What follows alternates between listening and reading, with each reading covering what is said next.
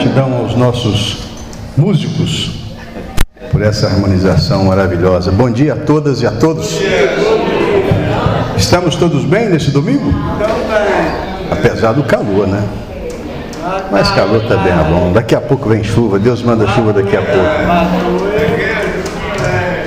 Nós hoje vamos ocupar esse espaço aqui, desses poucos minutos, para fazer uma reflexão mais uma vez do Evangelho de Jesus.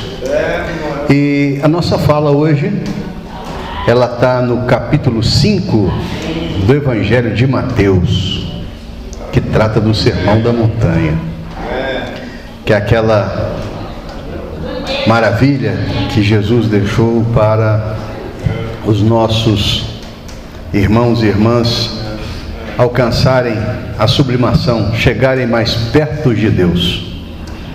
E vamos lembrar naquela época, né, em que Jesus proferiu o Sermão da Montanha, ele era um carpinteiro, um excelente carpinteiro, que quando completou 30 anos, disse para sua mãe Maria, que chegado era o tempo dele cuidar das coisas do nosso Pai que está nos céus. Então Jesus sai solitário para Cafarnaum, que distava um pouco mais de 30 quilômetros da cidade de Nazaré. E ali, em Cafarnaum, existia um lago muito próspero em peixe, o Lago de Genezaré. E a proposta de Jesus foi, quando chegasse naquele local, fazer com que aquelas pessoas simples que tinham o ofício da pesca fossem convertidos em pescadores de homens e de almas.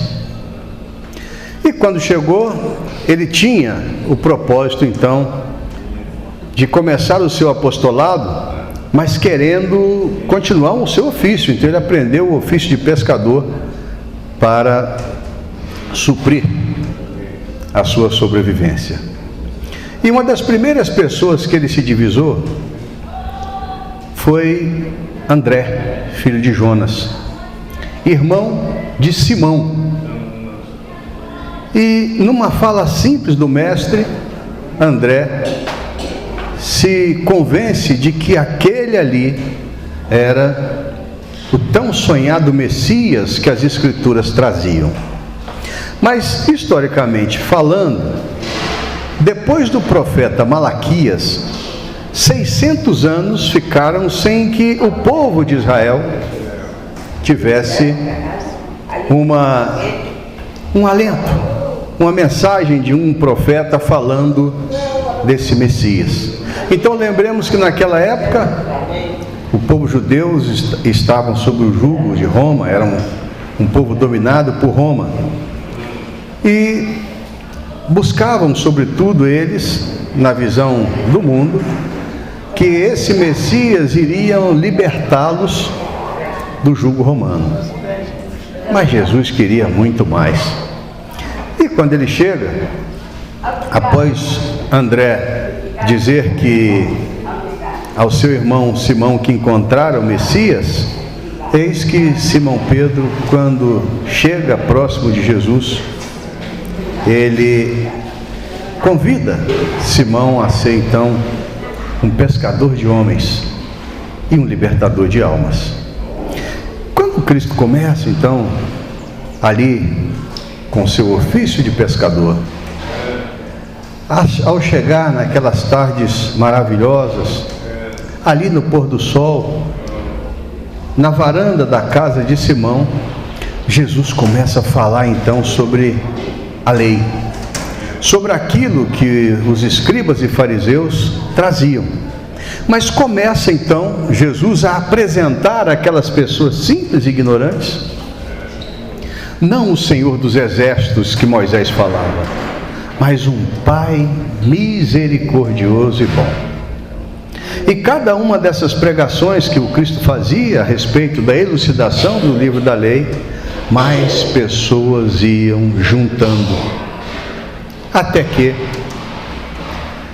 os primeiros prodígios de Jesus, porque ele era energia e amor puro, começaram a surgir como curas daqueles desvalidos do mundo, sofredores de todos os matizes, cegos, pessoas com dificuldade de andar, de falar, os leprosos. E Jesus, então, com a sua simples presença e a amorosidade que trazia no coração, naquela fala simples, mas que tocava a mente e o coração das pessoas, começou a fazer com que algumas curas fossem empreendidas.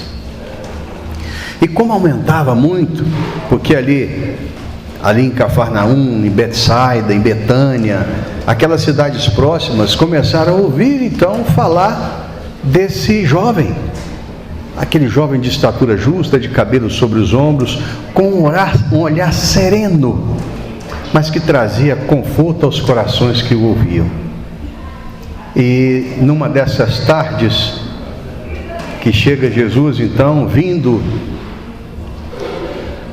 do lago de Genezaré, depois de um dia de trabalho, uma grande multidão de gente se encontravam ali naquela praia. E ele, de uma forma muito simples, convida-os a se aquietarem naquela pequena elevação, naquele pequeno monte. E Jesus, diferentemente dos doutores da lei, dos homens que falavam sobre as leis de Moisés, vai com Deus, ele não se ergue para fazer uma pregação. Jesus senta-se para que todos ficassem no mesmo nível, e com seu verbo sublime começa então, na sua primeira pregação pública, a nos dar, aos homens e mulheres da terra, um roteiro, um projeto que faria com que, se nós seguíssemos, teríamos a capacidade de alcançar o tão sonhado céu pretendido por nós. E naquele dia, em que reuniam-se tantas pessoas que eram desvalidas perante o mundo, ele tem então, na sua fala simples,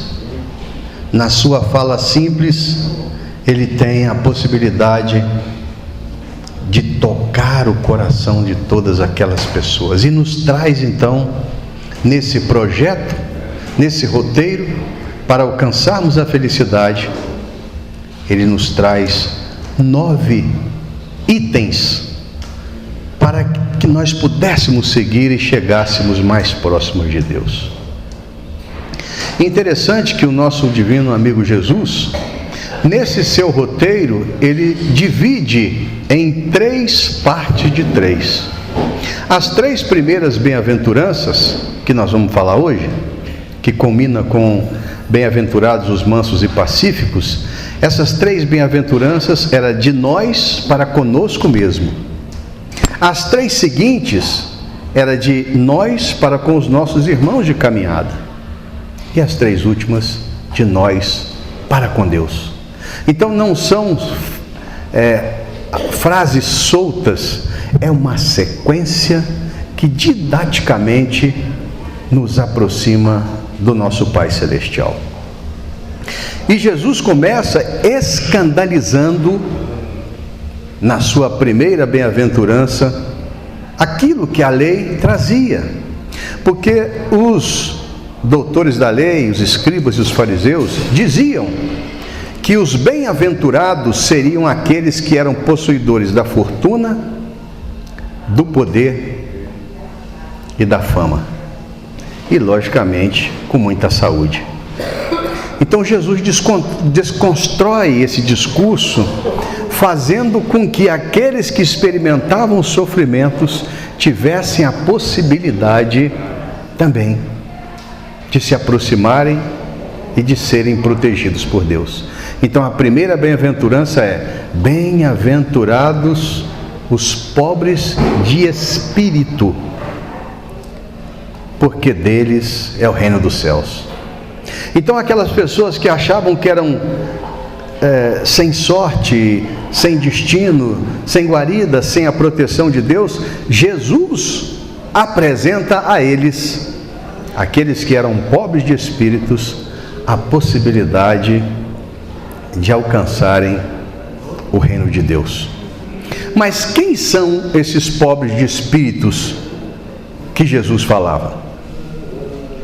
Os pobres de espíritos que Jesus fazia menção eram aquelas criaturas que sabiam-se ainda imperfeitas, que ainda dentro dos seus próprios corações e dos seus próprios pensamentos buscavam trazer para eles mesmos um motivo para buscarem se renovar, para buscarem serem pessoas melhores. Porque muitas daquelas pessoas até se sabiam pessoas más, mas não tinham nenhuma intenção de mudar. Então eles continuariam os pobres de espírito. Mas outras daquelas pessoas, ao ouvirem Jesus, procuravam se renovar. Procuravam fazer com que a sua vivência tivesse a possibilidade de ser albergada pelo amor, pelo perdão e pela caridade. E aí, nesse ponto, Jesus aponta para a segunda bem-aventurança. Bem-aventurados vós que chorais, porque sereis consolados. Olha a didática que o Cristo apresenta. Você se sabe uma pessoa ainda ruim, mas você tem a vontade de melhorar e chora, porque ainda não consegue. Então Jesus falou que, olha, se você tiver perseverança em mudar, em fazer o bem, a consolação virá. E a caridade entendida por Jesus era a seguinte: que nós tivéssemos a benevolência para com todos, a indulgência com as imperfeições alheias e o perdão das ofensas. Então, buscar no dia a dia nos constituirmos em pessoas boas, que nós tivéssemos o nosso coração carregado de afetividade para as pessoas que convivem conosco. Trata bem a todo mundo. E a indulgência com as imperfeições alheias é ver que muitas vezes o irmão ou a irmã que está caminhando conosco, que faz alguma coisa que nos desagrada, muitas vezes ele ainda não tem o entendimento da bondade que ele tem que praticar com o outro, porque ela volta para ele mesmo. E depois, no perdão das ofensas, é exatamente isso. É ter a capacidade de entender que muitas vezes o outro que me ofende é uma pessoa que está carente de possibilidades, de cuidado, que não tem ainda nos seus sentimentos a amorosidade recomendada por Jesus. E aí nós vamos para o título da palestra que o Paulo César nos mandou, que é a terceira bem-aventurança. Bem-aventurados os mansos e pacíficos, porque possuirão a terra. Caramba, essa bem-aventurança, ela é bem interessante. De que mansidão Jesus falava? De que passividade ou de que paz Jesus falava? Naquela época, nós já dissemos que os judeus viviam sob o jugo dos romanos, que além das suas leis, das leis romanas, ainda tinha os impostos que eram altíssimos, que tinham que ser pagos pelos judeus. Então era muito normal que os judeus experimentassem pelos romanos um ódio mortal. Então aí, nessa bem-aventurança, bem-aventurados os mansos e pacíficos, Jesus escandaliza os doutores da lei. Por que ele escandaliza? Porque ele diz que mesmo aqueles que nos ofendem são os nossos irmãos. E aí, Jesus diz que nós devíamos perdoar os nossos inimigos. Ora, naquela época, os próprios doutores da lei, as pessoas que eram encarregadas de falar da lei de Moisés, dizia que nós devíamos ter sentimentos odientos pelos nossos inimigos. Então a proposta de Jesus vai de encontro, ou seja, bate de frente com aquilo que era falado pelas pessoas que tinham a possibilidade de dizer da lei de Moisés. Mas ora, ele mesmo dissera que ele não viera para mudar a lei. Pelo contrário, ele viera para fazer com que ela fosse cumprida até o último jota, ou seja, cumprida literalmente. Até porque nós sabemos que Moisés foi apenas um precursor, alguém que veio para alicerçar a vinda de Jesus. Porque Moisés traz primeiro esse código de conduta que, se nós seguíssemos, já seríamos pessoas boas, que são os nossos 10 mandamentos. Que esses 10 mandamentos buscavam elucidar, acima de tudo, a possibilidade amorosa de nós convivermos em paz. Mas Jesus procura então, de uma forma bem didática, dar àquelas criaturas, mesmo em sendo contrário ao entendimento dos doutores da lei, um roteiro para que nós tivéssemos a possibilidade de amar os nossos inimigos. A primeira recomendação de Jesus é que nós tratássemos bem a quem nos trata mal. E então dizia o mestre que a forma de fazer isso é com as pessoas que nos ofendem com as suas palavras, com os seus gestos, com as suas ações. Quando nós tivéssemos que falar delas, buscássemos apenas as boas condutas que essas pessoas tinham. Logicamente, Jesus sabia que naquele momento a imaturidade daquelas pessoas ainda faria com que elas tivessem dificuldade de apreender, de pegar aquilo que ele estava dizendo e colocar em prática. Mas aí Jesus, já que você não consegue amar, já que você não consegue falar bem do seu inimigo, pelo menos faça sempre sinceras preces, sinceras orações por aqueles que vos perseguem e que vos caluniam. Então, aquelas pessoas que sempre estão a nos atacar e falar mal de nós, muitas vezes sem ter razão. Então, essa forma, essa paz que o Cristo queria que nós tivéssemos, essa mansidão que ele nos recomendava, foi exatamente aquela que ele buscou durante o seu apostolado pregar. E esses mansos e pacíficos, Jesus disse que seriam aqueles que possuiriam a terra e que viveriam longo tempo sobre a terra. Mas essa terra que Jesus fala é uma terra nova, que se nós formos lá no Evangelho de João, principalmente lá no Apocalipse de João, a gente vê que chegará um tempo em que a maldade que os homens e mulheres da terra experimentam serão convertidos em vivências harmoniosas e pacíficas.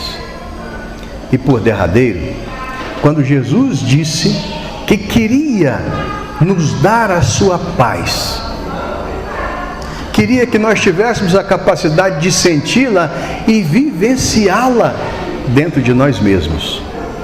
E aí, nós entendemos, através dessa mensagem belíssima de Jesus no Sermão da Montanha, nesse roteiro maravilhoso que Ele tem para que nós alcançássemos a sublimação, nós entendemos que essa paz que o Jesus nos envia, nos recomenda, é a paz que nós devemos cultivar dia a dia.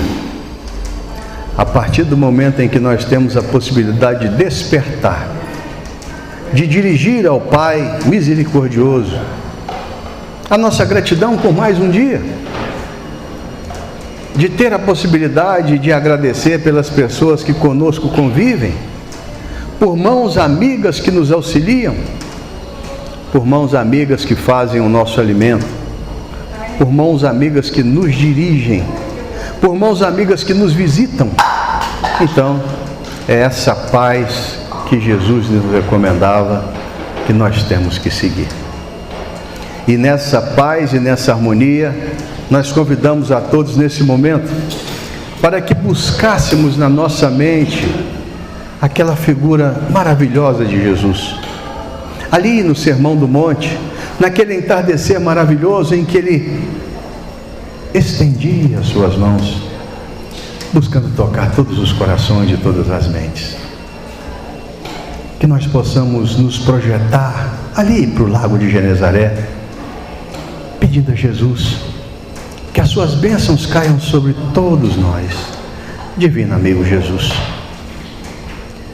sondai os nossos corações, os nossos pensamentos, Mestre, permitindo que nós tenhamos a capacidade de cada vez mais buscar nortear as nossas vidas, as nossas palavras, os nossos sentimentos, as nossas ações, pelos vossos santos ensinamentos.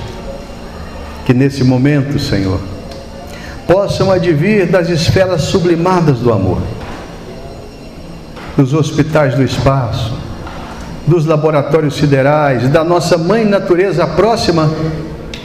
Dai-nos, Senhor, a possibilidade de receber o remédio que cura o nosso corpo e que harmoniza o nosso espírito. Leva, Mestre, a todas as famílias aqui representadas essa mesma proteção, esse mesmo amparo. Que a oração que um dia nos ensinaste, nesse momento, que nós pronunciamos com todo amor, seja, Senhor, a nossa súplica, para que Tu nunca se esqueças de nós. Pai nosso que estais nos céus, santificado seja o vosso nome, venha a nós o vosso reino e seja feita a vossa vontade, assim na terra como nos céus. O pão nosso de cada dia nos dai hoje, Senhor. Perdoa as nossas ofensas, assim como nós devemos perdoar a quem nos ofende, e não nos deixeis cair entregue às tentações do mundo, mas livrai-nos do mal, que assim seja. Graças a Deus. Mãe Santíssima, vós que sois a mãe de todas as mães, cubra-nos com o seu manto sagrado, protegendo, amparando a nossa vida, a nossa saúde, os nossos destinos. Ave Maria, cheia de graça, o Senhor é convosco. Bendita sois vós entre as mulheres e bendito é o fruto do vosso ventre. Nasceu Jesus. Santa Maria, Mãe de Jesus, rogai por nós, os pecadores do mundo, agora e na hora da nossa passagem, que assim seja. Graças a Deus. Que nós tenhamos uma semana iluminada, com muita saúde, com muita harmonia e muita paz.